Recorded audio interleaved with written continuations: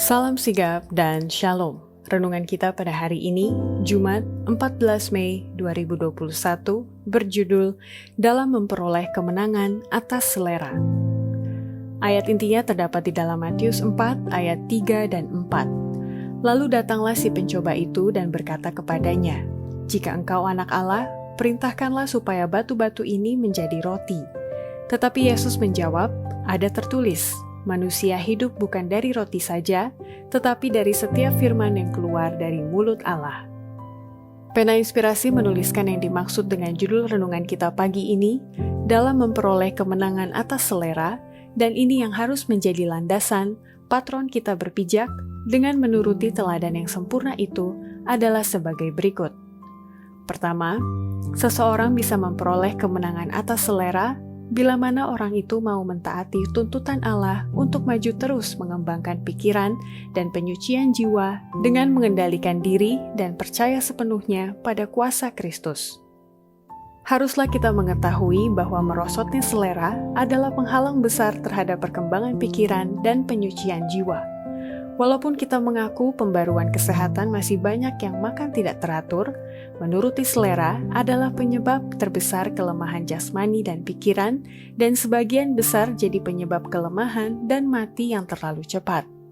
Hendaklah masing-masing yang berusaha menyucikan jiwanya mengingat bahwa Kristus mempunyai cukup kuasa mengendalikan selera.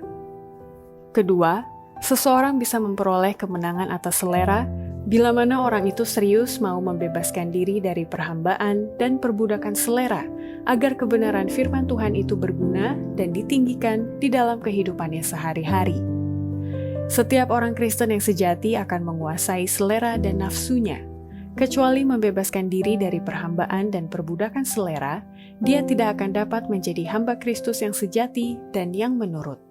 Pemanjaan selera dan nafsulah yang membuat kebenaran tidak berguna bagi jiwa. Mustahilah roh dan kuasa kebenaran menyucikan jiwa, tubuh, dan roh orang yang dikuasai oleh selera dan nafsunya.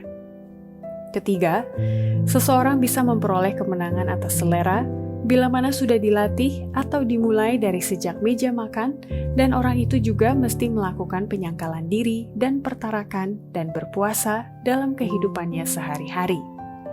Hasil besar yang dicapai oleh Kristus dengan puasa yang lama di padang belantara haruslah mengajarkan kepada kita perlunya penyangkalan diri dan pertarakan. Hal ini kita mulai dari meja makan kita dan diteruskan dalam yang berhubungan dengan hidup.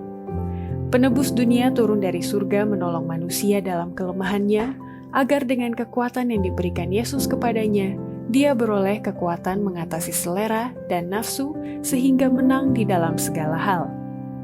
Keempat, seseorang bisa memperoleh kemenangan atas selera bila mana orang itu tidak merusak akal sehatnya dan memboroskan tenaga jasmaninya dan melemahkan moralnya karena akibat pelanggaran hukum alam. Melalaikan tubuh berarti melalaikan pikiran. Umat yang sakit dan mempunyai pikiran yang buntu tidak akan menjadi kemuliaan bagi Allah. Memanjakan selera dengan mengorbankan kesehatan adalah merusak akal sehat. Yang terlibat dalam suatu jenis tidak bertarak baik dalam hal makanan ataupun minuman berarti memboroskan tenaga jasmaninya dan melemahkan moralnya. Mereka akan menderita akibat pelanggaran hukum alam. Kelima, seseorang bisa memperoleh kemenangan atas selera bila mana orang itu menghidupkan prinsip-prinsip kesehatan dan menghindari makanan yang berlebih-lebihan dan memelihara hati nurani yang sehat untuk beroleh tubuh dan pikiran yang sehat. Yang mengerti hukum kesehatan dan yang diatur oleh prinsip-prinsip kesehatan akan menghindarkan makan yang berlebih-lebihan dan membatasinya. Pilihan makanan bukanlah berdasarkan selera, tetapi demi keutuhan tubuh. Mereka memelihara tenaga dalam keadaan yang terbaik untuk melayani Allah dan manusia. Selera yang diatur oleh pertimbangan dan kata hati yang sehat akan beroleh tubuh dan pikiran yang sehat. Sungguh pun tidak memaksakan pendapatnya pada orang lain. Hidupnya akan menjadi saksi bagi prinsip kesehatan yang benar. Orang yang seperti ini memberikan pengaruh baik yang luas. Demikianlah renungan kita pada hari ini. Kiranya Tuhan memberkati kita semua.